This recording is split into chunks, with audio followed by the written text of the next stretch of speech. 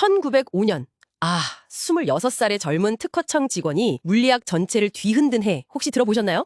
알베르트 아인슈타인의 기적의 해 말씀이시죠? 네, 바로 그겁니다. 당신이 보내주신 여러 자료들, 브런치 글이나 위키백과 같은 것들을 바탕으로 해서요. 그해 발표된 논문들이 대체 어떤 내용이었고 또 왜 중요한지 그 핵심만 한번 파헤쳐 보려고 합니다. 아주 흥미로운 주제죠. 짧은 시간이지만 깊이 있게 다뤄보면 좋겠네요. 네, 그래서 이 혁명적인 아이디어들이 현대 물리학의 기초가 된 이유를 확실히 이해하는 게 저희 목표입니다. 자, 준비되셨으면 한번 시작해볼까요? 좋습니다. 자, 그럼 첫 번째 논문부터 가보죠. 이건 빛의 정체에 대한 아주 오랜 논쟁에 아인슈타인이 던진 폭탄 선언 같은 거였죠.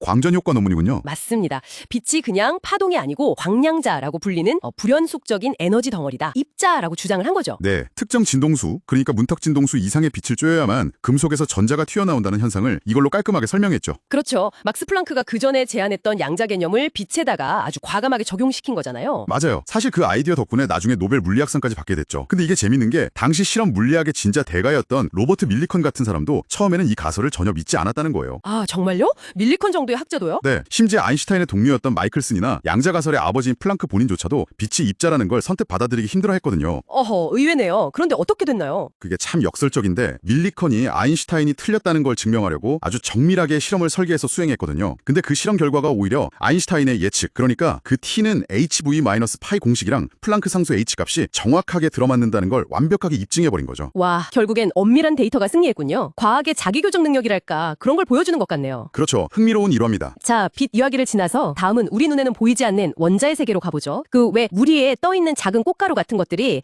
가만히 있질 못하고 계속해서 불규칙하게 움직이는 현상 있잖아요. 브라운 운동 말씀이시죠? 네, 바로 그 브라운 운동의 비밀을 아인슈타인이 풀었습니다.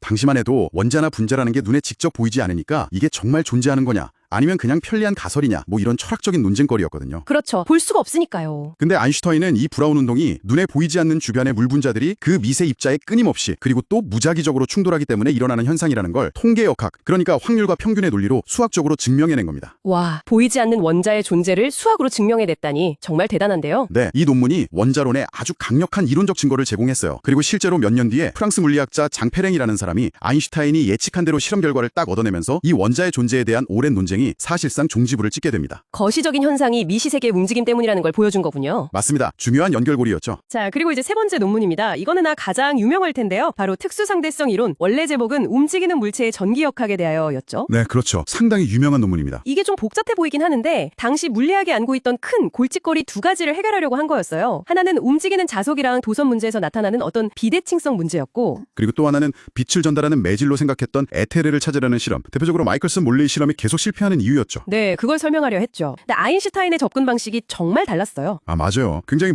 근본적이면서 단순했죠. 복잡한 현상 앞에서 딱 두 가지 대원칙만 세웠습니다. 첫째, 물리법칙은 등속도로 움직이는 모든 관찰자에게 동일하게 적용된다. 이게 상대성 원리고요. 그리고 둘째는? 둘째, 빛의 속도는 광원이 움직이던 관찰자가 움직이던 상관없이 진공에서는 항상 일정하다. 이게 바로 광속 불변의 원리죠. 잠깐만요, 저기. 빛의 속도가 항상 일정하다는 게 그게 왜 그렇게 혁명적인 생각인 거죠? 그냥 당연한 거 아닌가요? 그게 바로 핵심입니다. 만약 빛의 속도가 절대적이라면 우리가 절대적이라고 철석같이 믿었던 시간과 공간이 대신 늘어나거나 줄어들어야만 한다는 결론에 도달하게 되거든요. 시간과 공간이 변한다고요? 네, 예를 들어 아주 빠르게 움직이는 우주선 안에서는 시간이 지구에서보다 느리게 가고 진행 방향으로 길이가 짧아지는 효과가 나타난다는 겁니다. 이게 그 유명한 시간 팽창과 길이 수축이죠. 와. 이게 사실 아인슈타인이 16살 때인가요? 만약 내가 빛의 속도로 빛을 쫓아가면 빛은 어떻게 보일까? 이런 상상을 했던 아주 오래된 고민의 결과이기도 하고요. 이 두 가지 원리로 기존의 로렌츠 변환 같은 수학적인 결과에 물리적인 의미를 부여했고 결정적으로 그 골치 아팠던 가상의 에테르라는 존재를 더 이상 필요 없게 만들어 버렸습니다. 시간과 공간에 대한 우리의 직관을 완전히 뒤엎은 거죠. 시간과 공간이 절대적인 게 아니라 상대적이라니.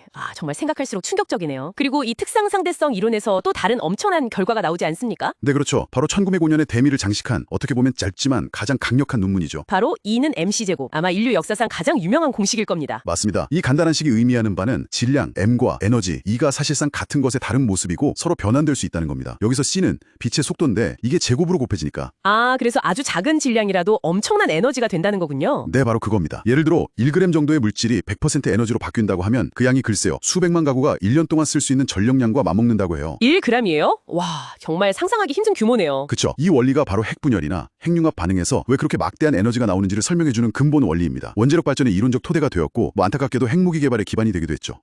양날의 검이었군요. 네, 아인슈타인 본인도 이 공식이 그렇게 파괴적으로 사용된 것에 대해서 평생 깊이 후회하고 가슴 아파하면서 평화주의 운동에 헌신하기도 했습니다. 단 한 해 동안에 빛은 입자다, 광양자, 그리고 원자는 실제로 존재한다, 브라운 운동, 시간과 공간은 절대적인 게 아니다, 특수상대론, 그리고 질량이 곧 에너지다, E는 MC 제곱, 이 네 가지 현재 물리학을 떠받치고 있는 핵심 기둥들을 그냥 다 세워버린 거네요. 맞습니다. 정말 대단한 애였죠. 괜히 기적의 해, 에누스 미라빌리스라고 불리는 게 아니에요. 정말 그렇네요. 근데 이게 그냥 오래된 이론이라고 생각하실 수도 있는데 당신에게 이게 왜 중요할까요? 한번 생각해보세요. 지금 우리가 너무나 당연하게 쓰는 GPS 있잖아요. 인공위성이 정확한 위치 정보를 보내주려면 반드시 이 상대성 이론에 따른 시간 보정을 해야만 합니다. 안 그러면 오차가 엄청나게 커지거든요. 아, GPS에도 상대성 이론이 쓰이는군요. 네. 그리고 뭐 레이저라던가 스마트폰이나 컴퓨터에 들어가는 반도체 같은 현대 기술들 전부 양자론 없이는 설명도 개발도 불가능했죠.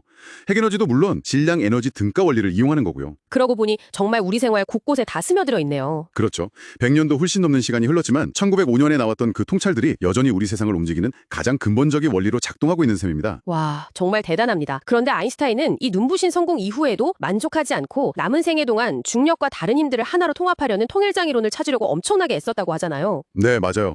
하지만 안타깝게도 그 꿈은 끝내 완성하지 못했죠. 그 꿈이 여전히 현대 물리학자들에게는 가장 큰 숙제 중 하나로 남아있는 거고요. 그렇죠. 우주의 근본적인 작동 원리를 하나의 이론으로 설명하려는 시도는 계속되고 있습니다. 어쩌면 자연에는 우리가 아직 발견하지 못한 훨씬 더 깊은 어떤 통일성이나 아니면 지금으로서는 상상조차 할 수 없는 그런 원리가 숨겨져 있을지도 모르겠습니다. 그럴 가능성은 언제나 열려 있죠. 그게 또 과학의 매력이기도 하고요. 네, 이 질문을 당신에게 한번 남겨보면서 오늘 아인슈타인의 기적의 해에 대한 심층 분석은 여기서 마무리하도록 하겠습니다.